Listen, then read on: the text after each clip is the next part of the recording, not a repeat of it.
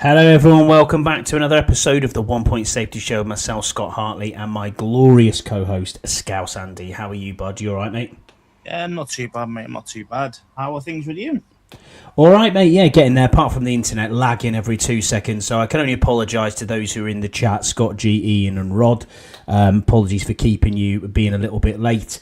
My internet's normally really good, mate. I'm getting like 800 meg broadband fibre. But it's only downstairs. The walls must be super thick because when I get into this back bedroom, I can barely get any signal whatsoever. So I apologise again for this. We'll start as we always do, mate, with our sponsors. So Dunstable Town FC's Talk of the Town podcast, we're their sponsor for this season. Also sponsored by Oddballs. You can go across to myoddballs.com. Go and have a look at their gear on there. You might not get it before Christmas now, but it's well worth having a look at. Also sponsored graciously by Fusion Therapeutics, which is northwich-physio.co.uk. They provide expert MSK assessment and treatment with a focus on holistic care, dedicated to improving your well-being through tailored musculoskeletal health plans. The team offer specialist injection therapy and non-medical independent prescribing. So if you're in the Northwest, Manchester or the Cheshire area, give the team a call on 01606 512 013, or you can book online and they'll be happy to help you. Also, if you're into the right inside of the Commanders, go over to bleedingburgundy.com. Also have a Pickham's League in there. Scouse, you're top of the Pickham's League at the minute, mate, so well done you. So yeah, I think Peter Sidorn's a couple of points back, so it's well worth having a look if you want to do some picks as well. Even if you just go across and give that a click, that'd be very good. Roster moves, mate. We've made some roster moves, which we'll get into the whys and whens. Placed Noah Brown on IR. Wow. Designated cornerback Darius Rush to practice squad injured. We've signed Chris Moore from the practice squad. I thought we got rid of him. And we signed River Craycraft and tight end G. Scott Jr., not Scott G. Jr., to the practice squad. So, yeah, fantastic that, isn't it, really? It's like, wow, you know, they always move the needle. Jesse, thank you for being with us. Appreciate you, mate.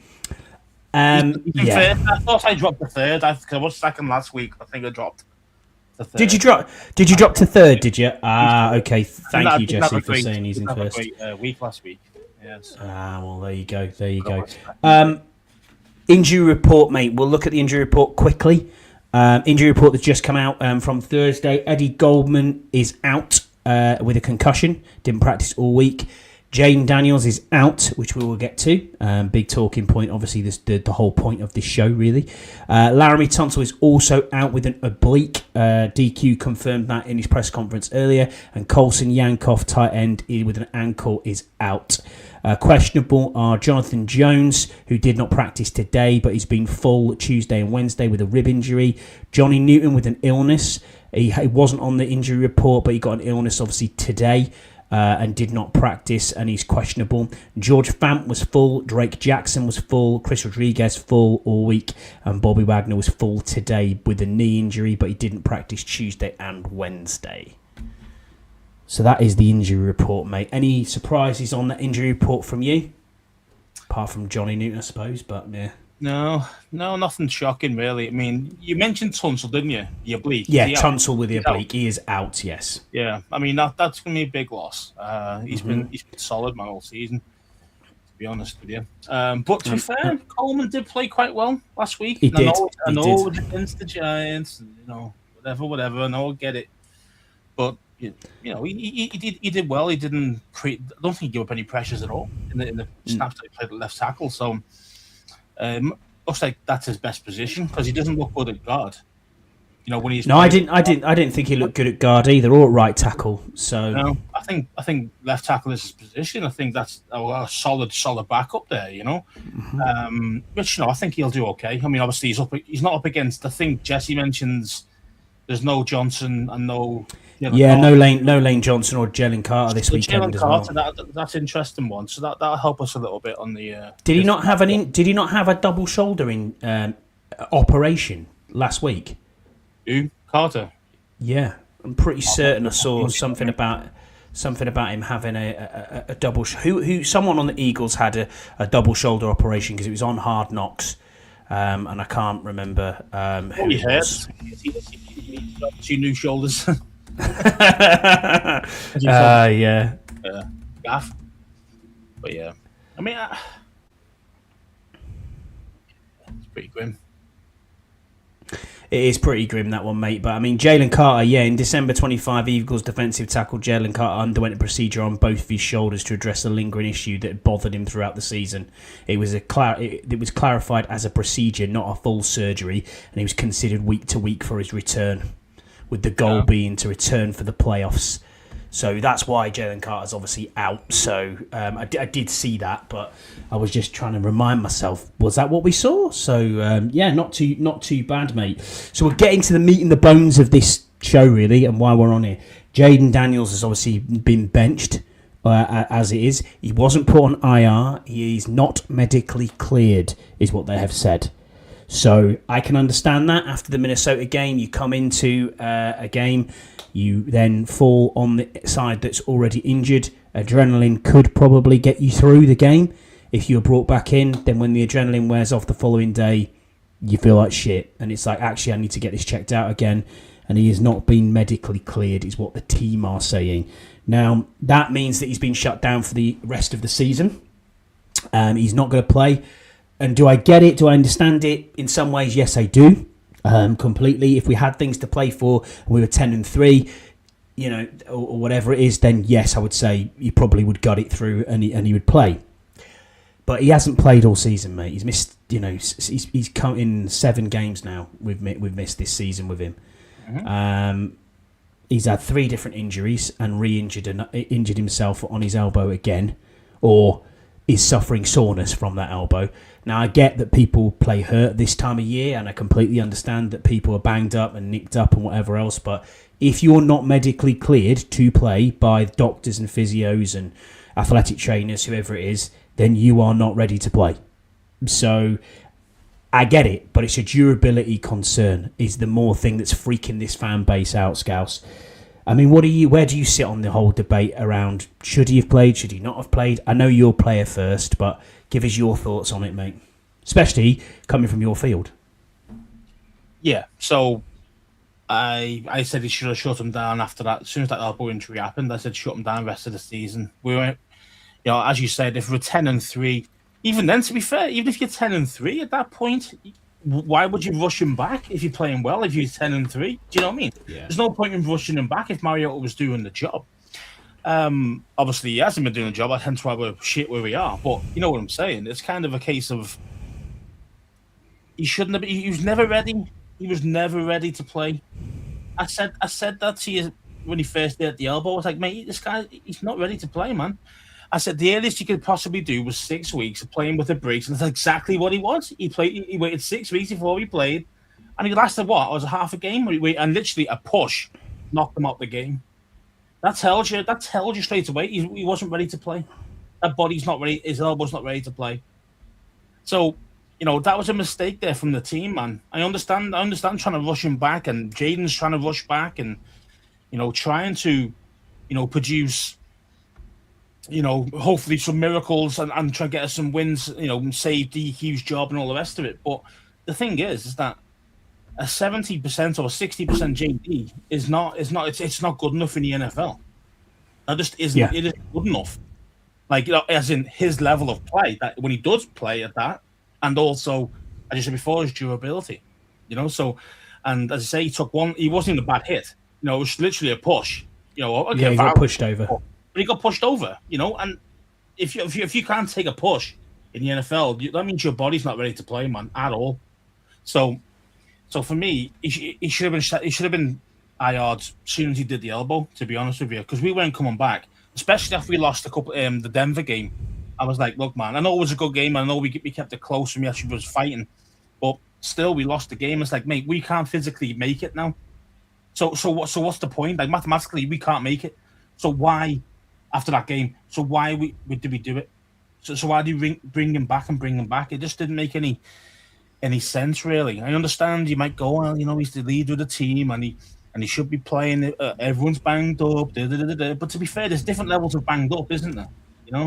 Yeah, I know. Yeah, would someone like Terry got through this? Do you know what I mean? I'm not trying to single people out, but would they? Because Noah Brown ain't got it through shit all season. Noah Brown's been a waste of time. He's about as useful as a chocolate fire guard he is. I mean, absolute joker. I mean, that guy's stolen a living from us the last couple of years. I'm telling you.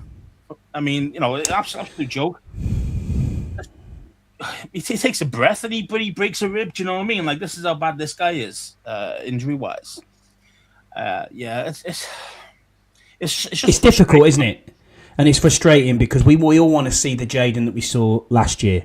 Oh, of course. Do you know what I mean? But even when he's been in the games, yeah, he's been good. Yeah. No, he's missing receivers. Yeah. He's not planting his feet. He wanting to bail out to the right hand side too quickly. And I look at this and say, is this a culmination of holy shit? I'm injured. I'm still banged up. In the back of my mind, I'm thinking I ain't healthy here. I don't want to get hit. And at the same time, even like Bram Weinstein was talking about it on Kimes Pod. I was listening to that before, and he was saying you can see now, even when he's bailing out, because people have got film and they've got tape on Jayden, they're putting players out on the sideline. So they know that he's going to bail out and go to that right hand side. Rod brought it up last week. Every time he bails out to the right. He doesn't go to the left. He's always out to the right, which is a tell. You know what I mean, on how he is now. I am not sitting here and not backing Jayden. I'm saying to people, and I said this on the Bleeding Burgundy the other day as well, he's our franchise quarterback. We have to back him. I don't give two shits about what Drake May's done, what this person's done, what that person's done, what Caleb Williams is starting to do. I look at them in their first season and say, yes, they've had a shit first season, the vast majority of them. Drake May didn't, I'll give him his due. But, I look and go, well, they weren't great, and now they've ascended. Whereas Jayden had an unbelievable season and he's regressed.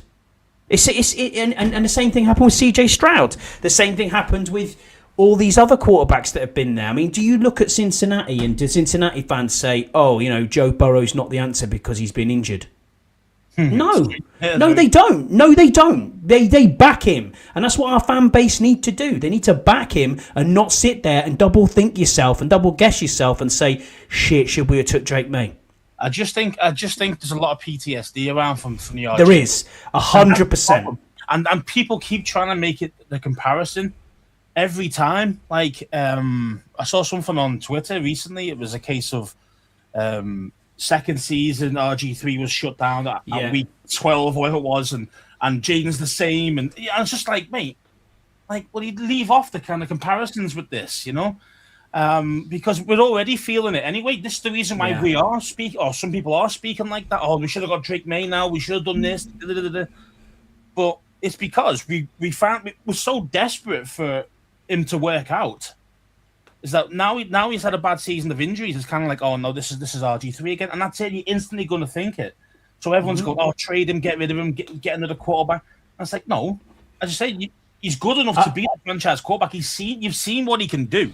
You've seen it in his first season. He was outstanding. So, it's a case of, I say, yes, of course he regressed.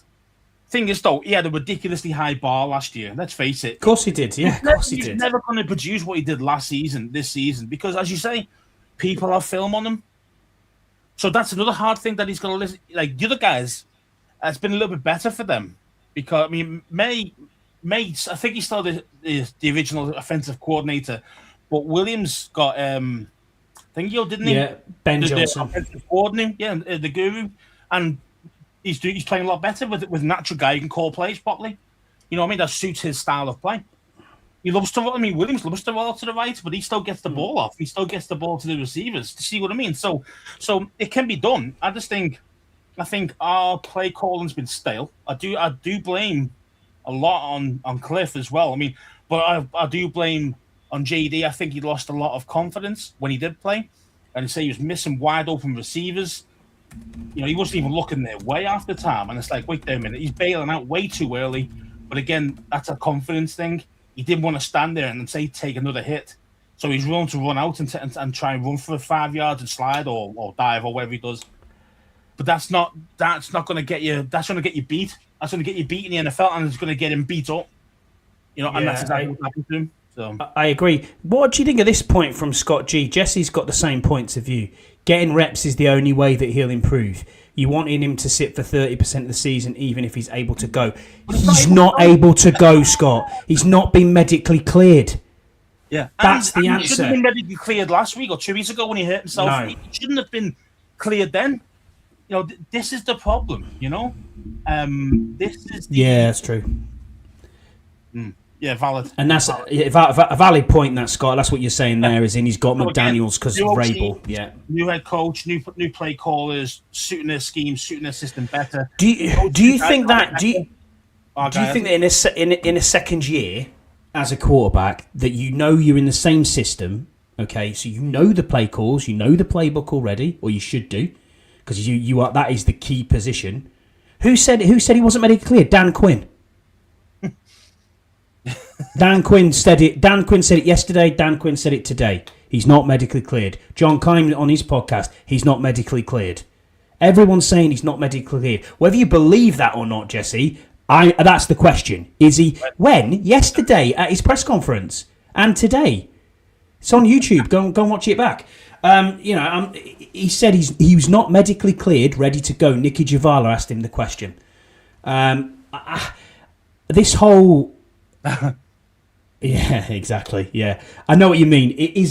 Was he medically cleared? Was he not? I get it. Like I said before, in the Minnesota game, if Dan Quinn's saying he can come back in, that's the part I don't get. Is when he can say, he can come back in, run on adrenaline, but then the following day I've got real soreness in my elbow. Yeah, this is AP's work. I don't believe that for 1 second. Yeah, he's probably gone above DQ and said, "Look, man, let's just shit him for the season." But as I said before in previous weeks, I've said if Dan Quinn, as I spoke to AP and Harris and stuff like that, and they're saying, "Look, your job's not on the line," and then Jesse, I'll shut him down as well. He's practicing and running the scout team, because if we put him on IR, he can't physically practice. That's the point. And you say you need reps. How can you not? You can't have any reps at all. Then not even in practice. If you put him on IR and he's not medically cleared to play, he's not medically cleared to play. He's medically cleared to do training, but he's not medically cleared to play. But if you put him on IR, like we have with Noah Brown, you can't do anything. It's a sham. You're all falling for this. Wow, and then I've got Scott G in here. I mean, you two are the biggest fucking trolls in the world. What is going on here? You guys are overreacting because he got hurt again. Yeah, because he got hurt, Scott. That's the fucking point, mate. I'm not trying to be rude. He got hurt, bro.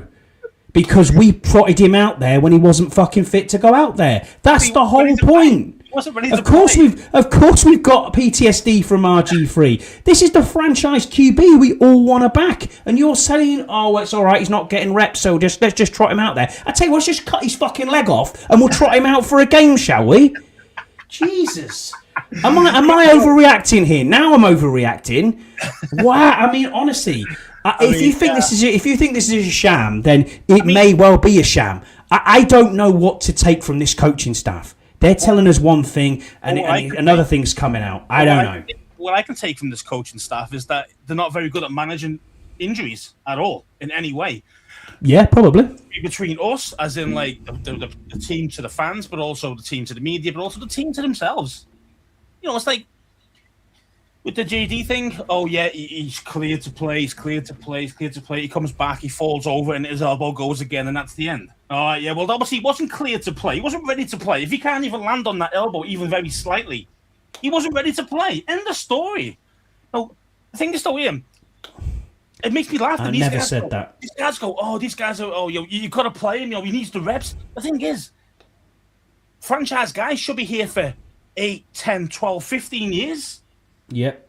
But no, let's throw him out there while he's fucking 50% and hope to God that he doesn't get blown up, and then ruin his career like RG3 did. Yeah. Let's just not do that. Now I understand you might go, well, the flip side is, well, you can get injured any play at any game. Yeah, but the thing is, he can. You want to minimize the risk, as in, let's make sure he's healthy. Let's get him back. I don't have a problem with that. I don't have a problem with that. Properly. You know what I mean? Like, it doesn't make sense to me to bring him back at 60%, 70% to potentially win a game against somebody and get us what? All it's going to do at this moment is going to hurt us with our draft stock. That's all it's going to do. So what's the point? If he was only 50%, well, to be fair, mate, he played like he was 50%.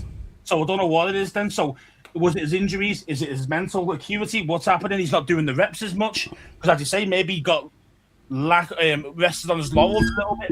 Maybe he doesn't do the VR as much because I already know the playbook. No, you don't know what's going on. Plus, everyone says JD's a rep master. So in practice, VR, and also in normal live practice, he has to be taking the reps all the time. And he didn't. And he hasn't been able to do it. So he's not even getting any reps in practice to be able to play and be sharp at the game. And it's exactly what happened to him. That's why his first when he played, his first drive was really good because he practiced those scripted plays. After that, he had any scripted plays because he hadn't been able to practice. See what I mean? So he ended up playing like a dog shit and then got hurt anyway. So this is the thing, you see. It's kind of like he's all going on about like, oh, you know, he was definitely 100%. He's not 100%, man. I don't care, man. If you pull a hamstring, you're not 100% at 4 weeks. No one's 100%. Look, the argument there, the back argument to that is no one's 100% at this time. But what you want, as you said, is you want the franchise quarterback to be 100% ready to go. Why are you risking that if we've got nothing to play for? I don't understand it. I don't get it. Like this guy's not playing for a contract. He's not in contract year. He's not in. No, he's not in anything. It's just like a second year, rookie year of a season. It's kind of like, mate, like let's just fucking, as I'm saying, let's just settle him down. I've got to point this out, Scouse. I never said how dare they have played him, and I was fine when he was going out there. No, I wasn't. I never said that. You haven't. You said you shut him down from after the. Yeah. After injury at the elbow, he should have been done. And I only said that potentially on the last one was that if he is 100%, which I knew he wasn't, but they were saying he was, right? And then they were saying. And then he had this whole draft. He had this whole wide receivers available. So I said, well, okay, that makes sense to give him reps with his first team players. Yeah, I get that. So that's why I wasn't too mad about him going back out. But they lied to us and said that he was healthy and he wasn't. Mm-hmm. End of story. Another poor management decision from DQ and AP and everybody else at the back room. End of, man. Jesse's, that's quite an interesting comment. This is a straight benching, but they're trying not to make it look like this. The wall is being pulled over eyes. It may well be, mate. It may well be. I don't know. You said it to me. You said it to me, and we were watching the game together. So me, Jesse, John, Max, we all watched the game together. We're all sat in a StreamYard chat room. We're all watching the game, paused up at the same time, so nobody's ahead of each other. We watched him. We watched him live. We knew he was shit. He was shit in that game against Minnesota. No doubt about it. And then you go, well, okay, what is going on here? Why hasn't he been as good as he is? Is the sophomore slump a real thing? Probably. It probably is. I say it doesn't help because they've got actual. Oh, behave yourself. No, and don't forget here as well. It's like as you mentioned before about the May and the Williams things. They've got brand new coordinators. They haven't got film on them. Mm-hmm. Because the film is different now because the players... Because they've got new coordinators. Yeah, absolutely. Where JD's had that problem where it has literally been the second year of the offense. Everyone knows exactly his tendencies and they're playing to that. So when he was playing poorly. He was. There's no doubt about it, he was. But injuries have definitely made him play a hell of a lot worse than what he is. Yeah, what do you think of Yam's question here then? I want to know, honestly, who thinks JD5 might be injury prone now? Just a general question for the fandom. I think one season's not an injury prone thing. No, I don't think so either. If this becomes like regular, the next 2 years, 3 years of it, I'd be like, okay, yeah, this guy's injury prone. Well, Patrick Mahomes has just done his ACL and he's not really been hurt before. Yeah. He's done his ankle. He's done his ankle before, but he's not. Yeah. Yeah, but sometimes having one injury long term is that just as bad as having three minor or moderate level ones like he had. You know what I mean? So, well, it makes it look worse because he's had more injuries. But yeah, he's still insane.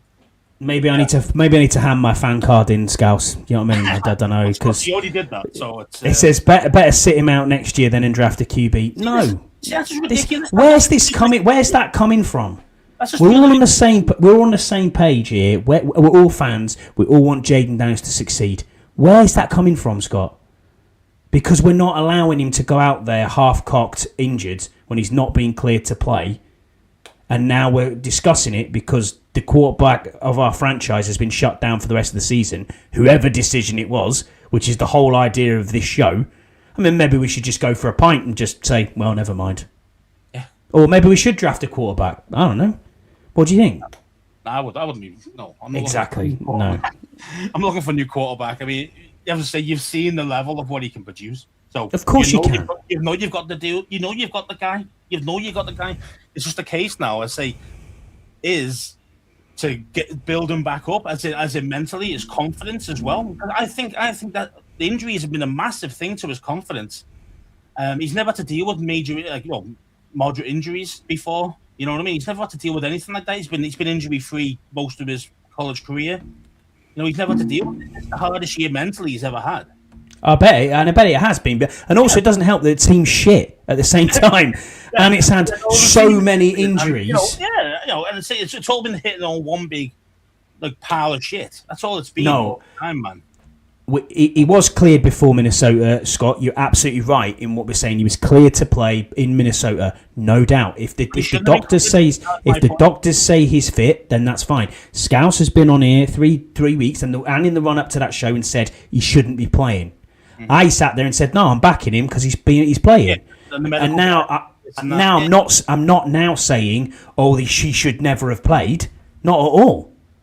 No. He's re-injured himself, yeah. But this is what we're trying to get at. He's re-injured himself, and now he has been benched, for want of a better term, or he's been shut down. If you want to call it nicely. He's not playing well. I said the best I've seen Jayden play was literally that drive, the opening drive, on was it Denver? Did he play in Denver match? No, that was Mariota. Minnesota. Yeah, Minnesota was. Yeah, that was the best drive he did. That was the best drive he's done since he's come back from his injuries. Mm-hmm. You know. And we didn't get any points. That was down to Cliff fucking around at on the 1 yard line. Agreed. So, but that's it. After that, he was god awful.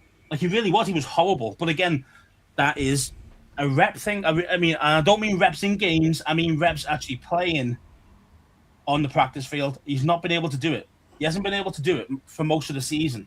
That's why he looks so awful. He's not reading the defenses at all. He's been missing wide open receivers. Even shit guys like Chris Moore. These guys are getting, sometimes, I mean, you see the back of the old 22, some of these guys are getting wide open, and he's not even seeing it. He's already bought one beforehand. But that's a confidence problem because he's hurt. He doesn't want to make it worse. He's not used to dealing with injuries, used to playing with injuries like that. You know what I mean? This is all brand new for him. And I definitely think it's made a big difference to his level of play. I really do. The other thing as well is he's used to winning.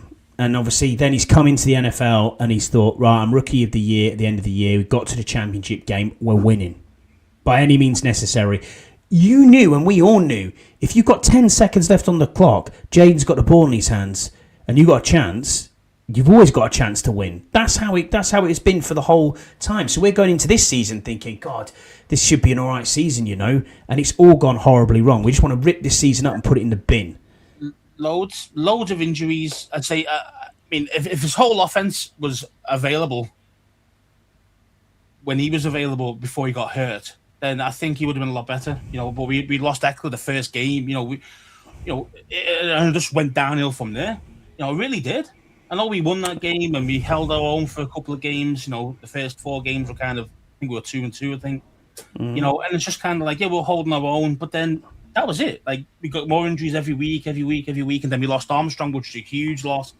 He was the only guy getting any pressure on the quarterback. Game over. Yeah. I mean, it's just brutal. It's just brutal, man. It's. Eckler was week 2 in Green Bay. Yeah, you're right. It was Eckler was week 2. But it's blame Terry. Do you know what, Jesse? I don't disagree with you in some ways. There's a lot of that he has upset the cohesion of the team. Blame AP. No, he's upset the cohesion of the team between him and AP. Yeah, maybe they're both to blame. I've said what he's all about. He's got a number for you. If you don't like it, you're not getting signed. The difference is here is that Terry had a lot of power in the dressing room and also in the fans. That's what I mean. That's the difference. So obviously, but at the end of the day, who folded? Terry folded. That's exactly what happened. You know, he signed a deal for way less than what he wanted. And as soon as he gets a little nick, I'm injured. I'm off. And it makes sense, doesn't it? Because if you're him, you're like, wait a minute. Like, I played through injuries for the last 3 years. And I've still played and I've still produced. Dealing with absolute shit quarterbacks and still produced. And then, so why the hell should I put myself through that again? When I'm getting lowballed. An AP lowballed me. And everyone's hating on me for it. I was like, well, fuck this. You know what I mean? Like, as soon as I get a bit of a strain, I'm like, nah, you know what? I might just have a couple of games off here. You know, I'm still going to get paid the low ball wage. See what I mean? Like, it's kind of, you know, it's all up here, man. And that does have a knock-on effect to the players. The other players in the team, I say, when you mess with a true team captain, one of the faces of the franchise, you mess with the whole team. You do mess with the whole team. The whole team if he can't get paid properly, who the fuck else is going to get paid here? Yeah, you know what I mean? You're not wrong. Well, we'll get on to a different subject. Then that was a lot of talking points on there. There's now talking points between Jesse and Yam in the chat. Just so you know, is who's to blame, whether it's AP or Terry. Scott G's chirping in as well. So yeah, we'll leave them to it. Ian and Rod, thank you for being with us as well.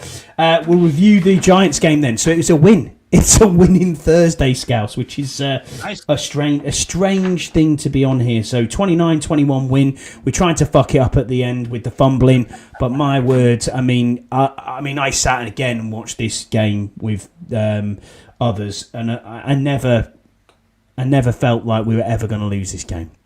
I really didn't. You know, not at any stage was I sat there thinking, oh shit, you know. We were in control for the most of it until the fourth, and then we started to doing all stupid things. You know, Mariota throwing stupid things, fumbles, all the rest of it. You know, it was just going all, you know, like we were trying to lose on purpose at the end. That's what it kind of looked like to me. But we were in total control from the first minute up until that time. We really were. You know, and obviously we held on, and at the end we held on for dear life at the end. You know what I mean? So, but you know, we ended up. I say it was a comfortable game. Besides, say that kind of like 5 or 6 minute period in the fourth where we just went out, everything went wrong. But besides that, yeah, man, it was a reasonable, easy win, really. Yeah, I mean, it's a typical game between two awful teams who don't want to win. Yeah, I thought Cliff had the right idea with his plan. You know, you got to look at it a little bit better. I mean, if we don't fumble, especially with running backs fumbling, then the run game looks cleaner. Do you know what I mean? It looks like, oh, actually, we've done well here. We've held onto the ball. He stuck to the run, which was really surprising because we don't normally see that through there. So for once, I think Cliff called a pretty good game. Do you know what I mean? And I thought he was okay because he's been getting in his bag too much recently. For me, I think, yeah, exactly. He hasn't, because there's now no pressure on him to win. He just went, you know what? Let's just stick with the run. Let's see what we can actually do. We ran all over the Giants, to be fair. I mean, we did. Koski did well. You know what I mean? Like we had some good. I'm looking at the rushing now. Krosky Merritt, 18 carries for 96 and a touchdown, average 5.3. Marcus Mariota was the second rusher with 10 for 43. Jeremy McNichols got 9 for 6. So as a team, 37 for 145 and 1 TD. It's not bad. It's better than what we've done. Exactly. And you know, we could run on this team. We proved we could run on this team. You know, our offensive line. I say that's been one of the healthier parts of the team. I know Tunsil went out kind of halfway through the game. Jeez, yeah, I know. Yeah. But most of the offensive line has been healthy for most of the season, which has been our only real look. You know, everything else has been, as you know, been all banged up everywhere. There and linebacker have been the only positions I think that we've actually had our starters in for most of the season. Everywhere else has been injured, third stringers coming in, all the rest of it. So it's so it was nice to see, you know, fight. But again, it was two bad teams playing, and we mentioned it before, like last week. preview in this game, it was a case of I was always saying this is two teams that don't want to win. The Giants had the number 1 overall pick going into Sunday's game. I knew for a fact they weren't wanting to lose that pick by beating us. It's just no way. No. So I knew that it was going to be a bad game. I mean, I say we looked motivated earlier on in the game. I say we looked like we were more, we were more kind of at it at the beginning of the game, which normally isn't us. And yeah, I mean, we were in control for most of it until the fourth. We were. I mean, there's a few players I've got to single out here. Hamilton Senior was class. He was very, very good. Ben Sinnott had a decent one good catch, but he's 9 for 9. Woo! You know what I mean? I mean, come on, across his career now, hasn't 9 for 9 and a touchdown. Has any tight end ever done it? I don't know. Bill had a good game. I mean, again, yeah. Jalen Lane on the punt return, great. Nice, it's what you want to see. Looks like what you want to see. Looks like we've got a dude who can actually, make. As long as he keeps hold of the ball. Just don't muff the punt. And that's been a few problems, isn't it? Dropping balls, fumbling. Not just him, but not even just like dropping catches and stuff. But the running backs are fumbling regularly. Mariota's fumbling regularly. And Coleman saved his ass a couple. Was it Coleman? No, it was Connolly. It was Connolly got twice. Saving his ass a couple of times. Fumbles that shouldn't be happening. You know what I mean? So Connolly's been getting better. I mean, again, yes, we're playing the Giants team who aren't really at it. Yes, but Brian Burns still causes problems. Brian Burns. He does. So does Abdul Carter. So does Don Thibodeau. So does Dexter Lawrence. They have good pass rushers. That's what they do have. So. Yeah, I mean, I thought Connolly played quite well. I did. I thought Hamilton needs a head tap, as you call it, whatever it is. Yeah. What pat is it you call it? Yeah, butt pats. Yeah, he came in. At the end of the day, this guy's 32, 33 years old. Doesn't really. He's 33. He's been in the NFL 10 years. Yeah, but he's always been a special teamer, hasn't he? He doesn't really get. Yes. And he's proved that he could actually read the game. Read what's going on, actually, during what the quarterback's trying to do during the play, which a lot of our corners have been struggling with stuff like that. Actually reacting during the play itself. I think there was one play I remember with Hamilton. He ran the wrong way and realized that the quarterback's changed his mind. He's going this guy, and he went back the other way in time and deflected the ball away. It's just instincts. That's instincts. You know what I mean? And I think a lot of our dudes don't really have that kind of instinct. It's a shame that this guy's not 10 years younger, I know. Maybe he could have something in him that would really be kind of, he could be a starting corner, but I mean, obviously a one-off game against a bad quarterback, it's you got to take it with a pinch of salt, but he did play well for us, I've got to bring up these quotes that people are putting in. So Jesse says Sinnott had a really good game, he just doesn't get enough looks. Obviously Rod said Sinnott was brilliant at blocking and a great catch at the end. His blocking's been unreal. And then Yams put... He was a receiving guy in college. He was. He wasn't a blocker. He wasn't very good at blocking. That's why he never got on the field. And then obviously he must have been working with Bates a lot because his blocking has come on a lot over the last 6-7 games, definitely. And then Yam's saying here, if only Cliff dreamed up a play for Sinnott like he did for Ertz and at least gave him a chance. Not saying he's tight end with the tight end we need, but you have to try and see with what you've got. You're right. You're absolutely right, Yam. And Jesse, you're right, and so are you, Rod. I want him to be tight end 1. Now, I've heard this argument as well from others in the media and other pods and whatever else saying, well, you don't see what goes on in practice. You don't know if they're doing the right things in practice to get them looks. But we haven't got anything else. Yankoff's injured now. Yeah. Do you know what I mean? So we are our tight ends are now Bates and Sinnott. That's it. Yeah, and the thing is as well, see, what was worrying me really was that why was Yankoff getting looks? He should never be getting looks over Sinnott. Being honest, he's a second rounder, and Yankoff's a free agent, unrestricted free agent. Those things shouldn't be happening. I get this here. Shouldn't be. So I get this here. If it's fast and the play is there, it's what the QB sees. So if it's Yankoff that's open, then he's going to get more looks. Field ahead of Sinnott. That was my point. Okay, I understand that. I'm not saying the QB should be looking for Sinnott per se, but it should be a case of that he should be on the field a hell of a lot more than Yankoff. You know what I mean? So So it's one of them for me. It's like, yes, now there's nobody in the way. There's nobody in the way right now. This is his time. This is his time to really show that, look, man, I can be Ertz's replacement. Like, that's in his mind. This is what he should be thinking. This is my time now. I've got these how many games are left? What are we now? What's our 3? We've got 3 games left. These last 3 games, man, you got to pull it all out there and say, look, man, I want this. I want this ball. You know what I mean? I want to show that I can be the replacement for Ertz. Because let's face it, Ertz is probably going to retire. He is, unfortunately. That's a bad injury, that. So, I mean, and he's 35, 36, and something like that. There's just no way he's going to come back. If he does, he's probably ruining his own legacy, really.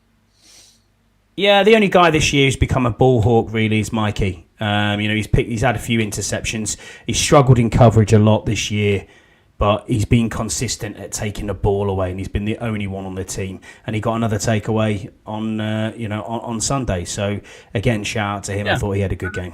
See, but this is the thing you see with Sam Stroud. You're asking him to become more of a ball hawk, but then that means he's going to take more chances, which means he's going to get toasted a lot more. Now, just look at the guy from Dallas, Diggs. Diggs as well. Bland's the same, though. But yeah. Diggs is the interception guru, really. But the thing is, he gets toasted the other half of the time he doesn't intercept.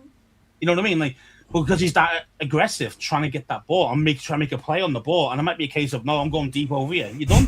You know what I mean? And that's what happened to him a lot. So I mean, sorry to cut you off, Scouse. You're right in what you're saying, but I've just got to bring this comment up. I mean, it is you. You are on the practice squad, Scott G. He says he's called G. Scott, will be huge this week. Yeah, maybe. It's just G. Scott Jr. That's exactly who it is. Well, so I didn't realise. I didn't realise you'd signed for the team, Scott. So well done to you for that. Yeah, must be paying you a few peanuts coming away from the Dakotas. AP's got his number. It's $10 per game for him. $10 a game check. Yeah, fair enough. I like it. I like it. We'll preview the Eagles game. We'll move forward with that. So the Eagles are first, obviously, in the NFC. They are 9-5. I believe they only need one win to clinch the division. So I would prefer it if they didn't clinch it on our home field. Jesse, I know you're going to this game because you have to go to this game. So best of luck with that. And don't sell your tickets on to an Eagles fan. That's not what we want. But I know a lot of the fans have already done this. So there's going to be a lot of that dirty green in the stands, unfortunately. Speaking of that, before we go into this game, the Giants match, you see the stadium, it was fucking dead, mate. There's nobody there, man. Oh, I know. It's crazy, wasn't it? All teams there. 2 terrible teams. There's no way you weren't getting a ticket for that, bro, was there? Do you know what I'm saying? They were selling them probably for $1 at the game time. Do you remember when we played? Do you remember we played Detroit a few years back, and it was like just before COVID, and both teams were absolutely horrible, and it was like, yeah, you could get a seat in the nosebleeds for $9. Like, the Giants are selling their tickets for, but I started the game, I reckon, because there must have been at least 30% full, if that. Oh, yeah, it's horrible. Seats everywhere, because normally the away fans would take over, but we weren't traveling because we're already finished. I mean, if we were fighting for playoff points, push, yeah, we probably would take over, but being that would have been absolute dog shit. No one was showing up, and that's exactly what happened. So their leaders, obviously, this year, Jalen Hurts, 2,929 yards. Saquon Barkley's got 940 yards. He hasn't had the same season he had last year, that's for sure. Devontae Smith is their highest receiving yards, 889. Zach Bourne has 108 tackles, and Zach Bourne also has 2 interceptions. He is there. They're kind of a bit of a skid at the moment, the Eagles, where the wheels kind of fell off for them of late.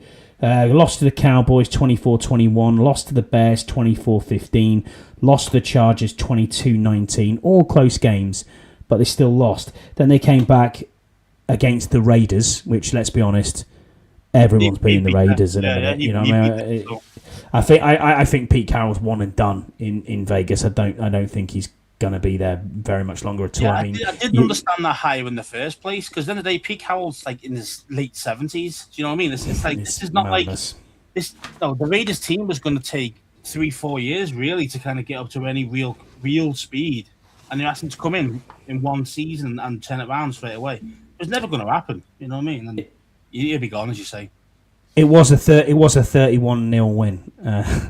you know what I mean, against the Raiders. But even so, they're coming in at 9-5, trying to win the first time to win the division.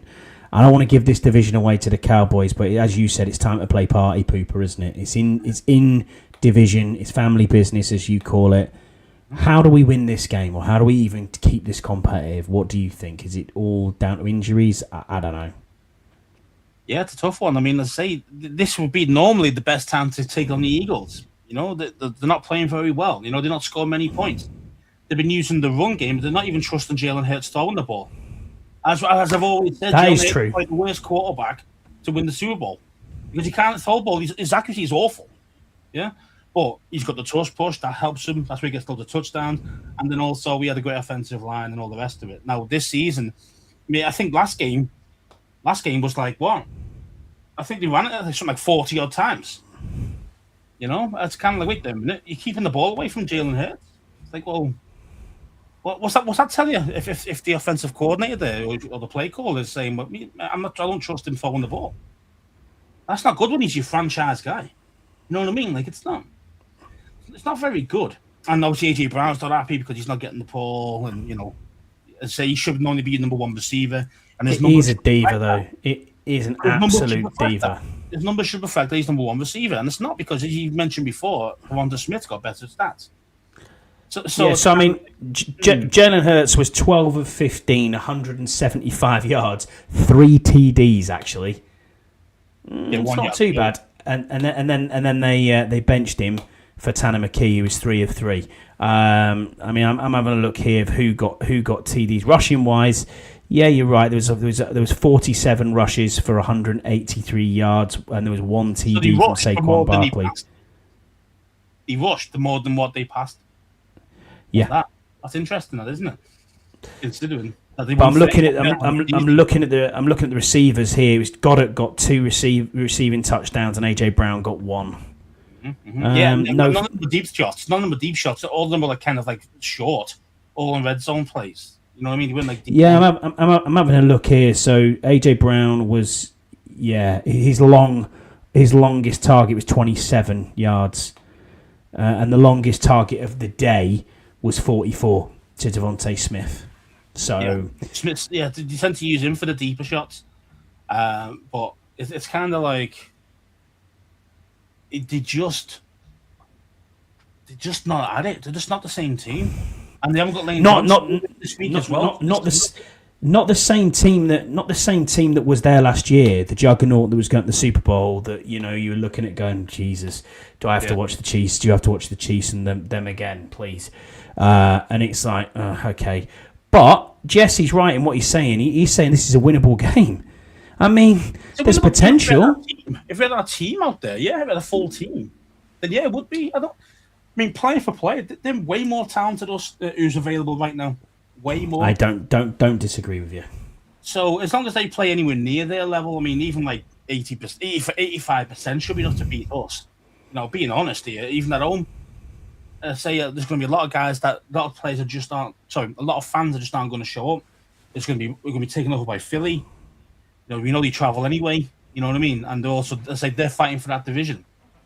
And they can clinch potentially if things go their way. So it's kind of, I just think that it feels going to feel like an away game for us. And for us to win that, we've got to win the running back battle. We've got to keep them off the gate, keep them off the field. I know what you mean. Yeah, the time of possession is key here. Running the ball is what we need to do. Jesse agrees with you there. Run the ball, win the turnover battle and get Debo involved early. Don't disagree with that. Yam says just want to ruin the Eagles season somehow. And then he says, sure, it's our Super Bowl, but I'll gladly take it. Turnovers have been the key all year. We need to keep losing that battle. Well, it doesn't help when your quarterback is Marcus Mariota throwing while he's in the fucking air, which he seems to do every week, and has a turnover. I mean, what the hell, man? Stop doing that, Marcus, please. Considering that he's quite a smart guy, he does not have to do some dumb plays on the field. You know what I mean? Like, he really does. Some of these throws are ridiculous. So, and even the times when he tries to run the ball, it's like, mate, what are you doing? Why are you trying to jump on the guy's head? You're not Saquon. You know what I mean? Like, you're fucking quarterback. You're a quarterback. Just just slide. Just be normal. No. Let's try and do something. Wow. And then what happens? You fumble the ball. I mean, look at the one he fumbled. He wasn't. He was just getting taken down nice and easy, and he was like, and dropped the goddamn ball. Didn't he remember that one last week? Yeah, I know. Just keep holding the ball. No, exactly. Yeah, says just take the sack and protect the ball. Yeah, bonehead plays, man. Just bonehead plays from Mariota, considering that he is, I say, a smart guy. He's been around the block. He knows what he's doing. All the rest of it. Just now do some dumb bonehead plays at times, man. And still the best backup in the league. You're right, yeah. He is still the best backup in the league. I mean, we had this conversation the other day. Does he get looks? Slim pickings, though, isn't it? Does he get looks in other teams? To start as a starter? Because there's not a lot in this quarterback. There's not a lot of quarterbacks coming out of this draft. There's one. That's it. Probably gonna say no. I don't think he does either. No. I don't think he's going to because he's burnt bridges at the teams that he probably needs to go to start. That's the problem. Raiders, stuff like that. You mean? Yep. Yeah. I mean, I just think, everyone's starting quarterback. Even Cam Ward is better than him, and Cam Ward is not good. I don't know about that. I just don't. I honestly don't know about that. You should never be a starter for somebody. The NFL. Philip Rivers, do me a favour. Yeah, but Philip Rivers wouldn't be your starter though. Like if everyone was healthy, he wouldn't start. Wouldn't even be in the NFL. But he's the current starter. Yeah, Quinn Ewers. I tell you who will be on the trade. I tell you who will be on the trade block. Tua Tagovailoa. He is going to somewhere else at the end of the season. Concussion. That's the problem with him. Who's going to take that risk? No one's taking Raiders. That. There'll be teams out there. The Browns, the Raiders, the Steelers. There'll be so many teams out there to want to take a risk on him. And he's literally one bag of cushion from being retired. You know what I mean? Like it's that close for him. And unless you want to take ridiculously low money, which he probably won't. I think if they cut him, then that's a different story. I think they're on the hit for big money though if he gets caught. It doesn't matter. They're still on the hit for $47 million, so they're not going to be paying him much. Whereas like Denver took an $80-odd million cap hit to get rid of Russell Wilson. What's that? Do you know what I mean? I know. Yeah. So no one's touching these dudes, man. Russell Wilson now. No one probably going to even take him. No one's even going to take him now next season. He won't even have a team. And even as a backup, he probably won't have a team. So we'll get into our fan questions then, mate. So the first one that was sent in to me probably on Monday was Andy Burrows. So shout out to Burrows.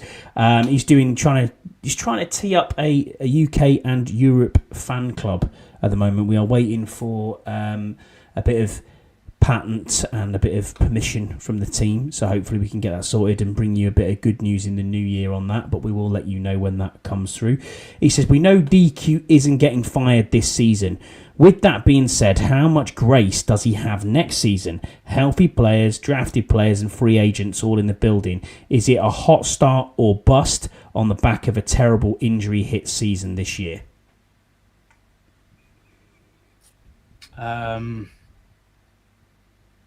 I definitely think he's lost a lot of that grace, I call it rope. He's definitely he hasn't got that longer leash anymore. I think his seat's going to be warm at the start. I mean, after a couple of games, I think unless we win the first 2 or 3 games, if we don't do that, then I can definitely see feeling the pain. I really do, because realistically, we're probably going to lose out the last 3 games now. Realistically, so. So he's won 1 in the last 12 games, 11 games, whatever it is. That's not good enough. I don't care with injuries or not. You know what I mean? Like it isn't good enough. And we've only been competitive for maybe 3 of those games out of the 12. That's not good enough. You know what I mean? I tend to agree with you. You know what I mean? I think his seat will be warm. I'm not saying it's going to be hot or it's going to be no. I don't think so. But he'll be feeling it. He'll be feeling it if we don't get off to a winning start next season. I'll tell you that. What's he got? A 4-year contract? I mean, Jesse here is saying DQ will play out his contract. Bro, I don't understand you sometimes, man. And it's not a funny thing. You're so like, yeah, DQ's fine, no issues whatsoever, but you question AP, and it's like, okay, but they're joined at the hip between the two of them. You know, a GM hires a coach and vice versa, or whatever. I think if it gets to a season like we had this year and it isn't working, then there's serious questions before when we get towards the meat and potatoes of the season. When you're in October and you're near the trade deadline, that's probably kind of like, okay, you know what I mean? When like Daboll got fired from the Giants, there could be an in-season firing if we are having a shocker again. So I don't think the rope is necessarily going to be, is it getting shorter? Probably, but I don't think it's all on DQ It's definitely at all. short. I mean, don't forget, this guy, even talking about him being fired after last season, you'd be thinking, you're your goddamn mind. Do you know what I mean? Yeah, absolutely, 100%. So his length of rope was as long as he ever wanted it to be. But then, as I say, we didn't really play well, even though we won a few games at the start. The best game we played was the Chargers game, by far. That was by far the best game we played. Offense and defense. I thought we were really good. For most of that game. After that, I just fell off the wayside.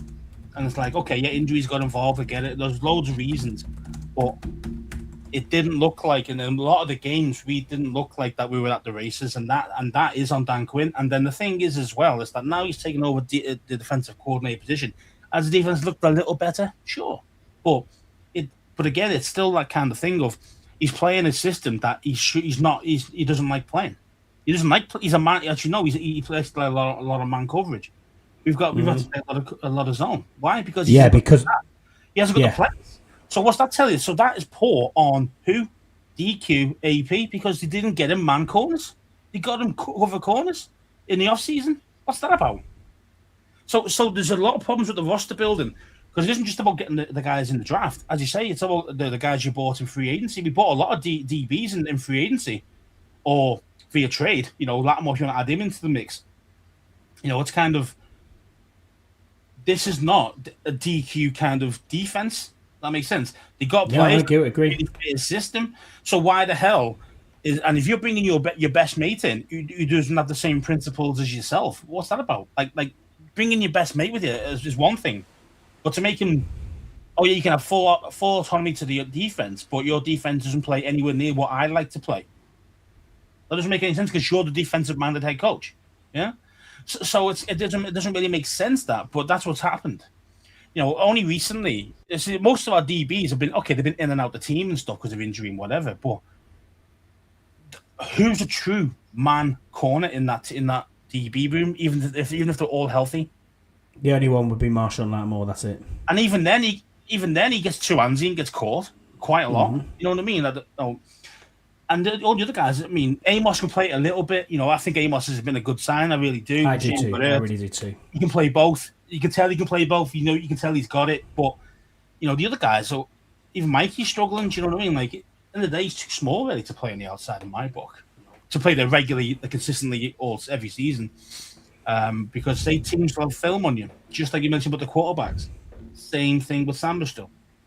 Last season there wasn't much on him, so he played great. Then he realised his tendencies, and now they know how to torch him, and that's just what happened. And he's getting torched. And it's the hardest position on the fucking field to play. It's hard. You know what I mean? We've got to give him a bit. You're always going to, a wide receiver and a good quarterback is always going to toast a corner. That's it. Especially if you've got no pass rush when the quarterback's got time to deliver the ball. Correct. If you've got no pass rush because they're a waste of goddamn time. Yeah. Yam says I give DQ a lot of shit and make my DQ Ron Rivera meme a lot, but I still like him and don't want him fired. Let him have his initial contract for sure. Scott G says he'll either have a year to get extended or get fired. Won't have a lame duck season. Agree with you? I agree with that. I think. And then Jesse says Josh Harris doesn't just fire people. He has a process-orientated owner. Fans don't realise that when talking about firing everyone. I'm not talking about firing anyone, mate. This is just a question from Burrows, and obviously he's saying, is his seat a bit hotter? Because we know he's not getting fired.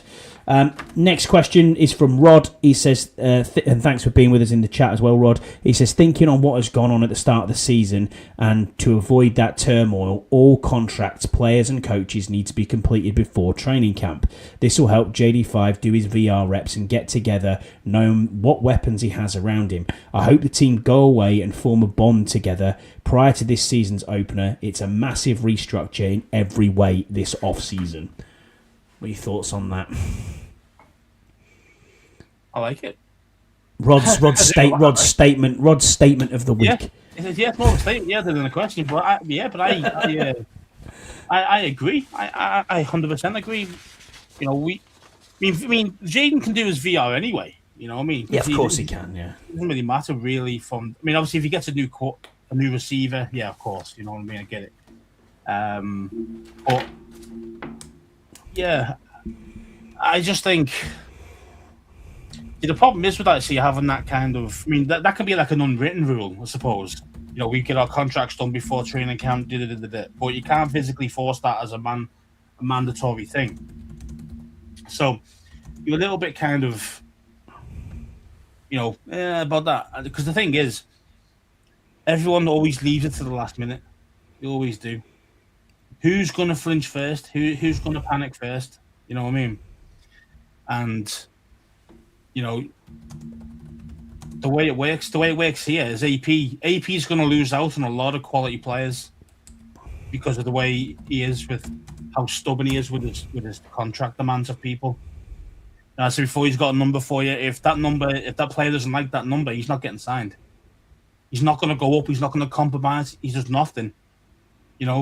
So if somebody comes in and says, "Oh yeah, I think your number's 20 or whatever," and he goes, "Well, I've been offered 25," they go, "Well, nah, we're not going to match that." So the guy walks, and it's just how it's going to be.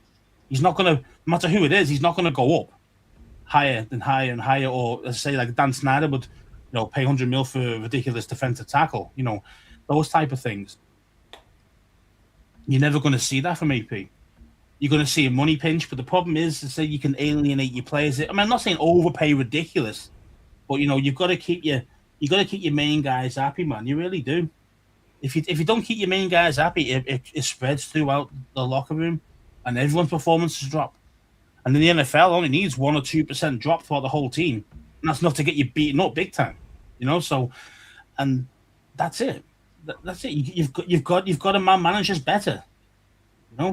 I think AP's not a very good man manager. I don't think he's a very good man manager. I really don't. I think he seems like a nice enough guy, but that doesn't mean anything. He's very stubborn in his contract renewals and the offers he did. Because he doesn't want to come across as the pushover. But sometimes you got to negotiate these things, and he doesn't want to go negotiate.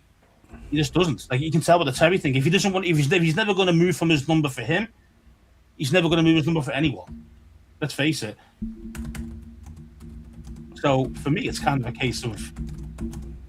AP's a bit of a wasting one, really. To be fair, what do you mean? Let's just see it. He's been stubborn one player, mate. He's stubborn with all players. What about the guy who walked to where it was Kendrick Bourne? How about that one? We didn't pay him. We didn't want to give him an extra couple of million to get him here. When to be fair, he could have been useful. No, Jeremy Chin's recontract. Let's do it, Chris Moore. Yeah. No, the world class player that he is. That's the thing. He's stubborn with a lot of players. Just a lot of players have bent over for him. But the problem is that doesn't mean that they're going to be happy. You know what I mean? Like, they're obviously not all on board. This year, you can tell the difference. Like, this team has not been the brotherhood of men like it was last season. Where we were riding that high. But it wasn't just riding the high, it was riding that kind of true. They would dive for each other on the field. Now you don't see that. You don't see that kind of feel. Here's a good question from Scott G, who sent us a question. Thank you. He says, in the remaining 3 games, will Drake Jackson secure his future as a defensive end piece for this team? We obviously haven't seen anything, and he's not been here for what? He's played a down of football in 18 months, maybe 2 years. So, who knows? Yeah, Jesse knows. Bourne wants to go back to San Fran. He knows. I think he probably did. To be fair, but who knows? Money talks, doesn't it? Doesn't money talk? Yeah. Not always. Well, most of the time it does when someone comes in for a visit. Yeah, you don't let the guy out of the building. I think you do. I think you do. And he's there, and he comes to your building. You don't let him out the building until he signs. I think you do. It's, dude. You look at it in your perspective, right? you got Liverpool in for you, and you're a decent footballer, and the other team that's in for you is, I don't know, Newcastle. Let's just say for argument's sake, right? Newcastle say, come and see us, Scouse, on Tuesday. All right then, but Liverpool ring you on the way up and say, tell you what, mate, can you come in Wednesday? Where are you going? You're gonna play them off, or they get wind that you're going to Newcastle. Of course, you're gonna play it off. It's not all about money. I don't think that matters at all. If you had the choice between, and you played for San Francisco before, and you want to play there, that's where you want to, and that's where you want to go. It's like Washington. If you someone said to you, Scouts, I want you to start centre on, at a weekend for the Commanders, but we've got wind that Detroit might want to take a look at you. Are you going to Detroit for more money, or are you going to play for the Commanders? Yeah, but don't forget that Kendrick Bourne's not a San Francisco fan. No, I know that. I'm not saying he's a fan, but he's just played for them. So does he know that system? Does he know that area? Who knows? That's poor management. Yeah, sure it is. Real management, mate, it's not fucking that. I tell you that. I mean, I tell you what. Real management is. Real management is not fucking hoping on Kendrick Bourne halfway through a season. That's what real management is.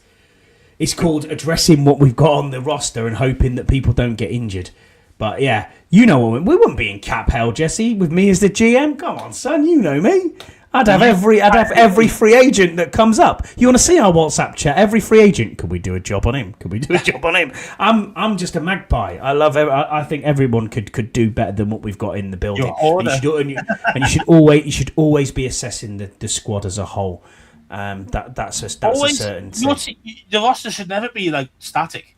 This is exactly what it is, and that's it. You should always be looking to upgrades everywhere. If you can afford it, go for it. And we can. And the thing is, we can afford it. If you want a couple of franchise guys or big names or whatever it is, we can do it. Of course we can. This year we can. And I expect that to happen. I want to see a team with a Alec Pierce or someone that you actually look at and go, oh, that's an actual wide receiver. Or, oh, that's Isaiah Likely, an actual tight end. Someone where you look at the squad and go, oh yeah, that's good. Like every time you look round the NFL, you watch Red Zone, and you look round and you go, oh, that person's caught a ball. Okay, brilliant. You look and it's like who these players are. On our team, I look and go, who the hell's half this receiving core? Who's these tight ends? Why are we playing tight end 4? Over a second round pick. Yes, as I'm saying, that's poor management as well. Your substitutions have got to be right as well. I mean, everything's got to be right. One mistake, you get toasted, touchdown. You know what I mean? Like it is as simple as that. Yeah, it is very fine margins. But the thing is, though, is that we've been noticing that our guys are a bit dated. The guys that we've old got, coaches we went old. Players. The players are old. Never mind that. I'm talking about the actual coaching staff. All these guys were like legends 10 years ago. You know what I mean? Ken Norton Jr. And the like. Ken Norton, the running backs guy. He was head coach. Yeah, we got a lot of head coach. Anthony Lynn. Yeah, Anthony Lynn. Yeah, and then there's other dudes. That's what I'm saying. Like these guys are, the old school players. They're old school players, old school coaches. They're not fresh. You know what I mean? They're not like There's none of that. Is it Johnson that was the coach at the Eagles? He was the offensive coordinator of the Eagles, wasn't he? Brian? It's Brian, yeah. It's two Johnsons, yeah. Yeah. So I did notice line coach. I did notice one of them is the offensive line coach. Yeah, I can't remember which Johnson it is. But anyway, yeah, Bobby Johnson is the offensive line coach, I think. Yeah, I did notice that Cliff was giving him big ups in his press conference yesterday by saying he was the one who told Cliff to call the play for Terry for his touchdown for a 20-yarder. He said, we've been setting that. What's that tell you? Cliff is fucking gaff. I tell you what, he's overrated. He's fucking so overrated. Let's do a jet sweep on fucking first down. Yeah, I read it fucking last week. That's how old that is. You know what I mean? It's kind of like, come on. Like, honestly, God, bro. Yeah, a joke. I'm waiting for Jesse to reply saying, what a fucking joke that is or whatever, because he bums on. He needs to go at the end of this season as well, to be honest with you. Wow. Hot take, Scouse. I'm done with this crap. I want somebody who's new, fresh. Well, you want fresh new offensive and defensive coordinators. I want a fresh new defensive coordinator. Dan Quinn can stay. I'm happy with that. But, them two need to be changed big time. Last question then we've got from the Football Pitch from Cam McDonald and his podcast. It is at the Football Pitch, which is FITBAPITCH. Go and give them a follow. Good guys over there. They talk all sorts of football over there. Not our football as we're talking, but soccer, for want of a better term. A lot of Scottish stuff on there. Scouse, you've been on the show. I've been on the show as well. It's very good. He says, given the second-year development of Nix, May and Williams, injuries aside, should the stagnation or even decline of Jayden Daniels give us cause for concern going into year 3? No. Being honest, I think no. I think you got to, I think Jayden, just like you mentioned with Dan Quinn with his rope, and all the rest of it. And JD's got a long rope. His first season was outstanding, so he's got a lot of rope.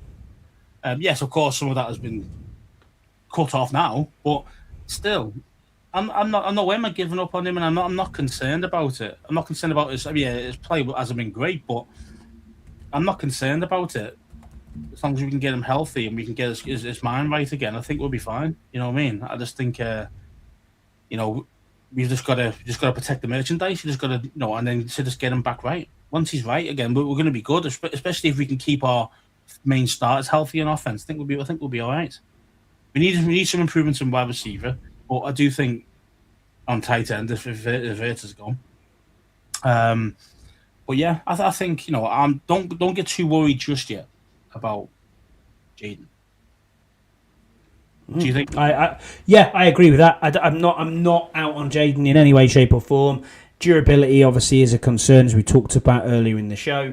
I think he's got a lot of rope going into year 3. We just want to see what he's going to do. We want him back to his 2024 self.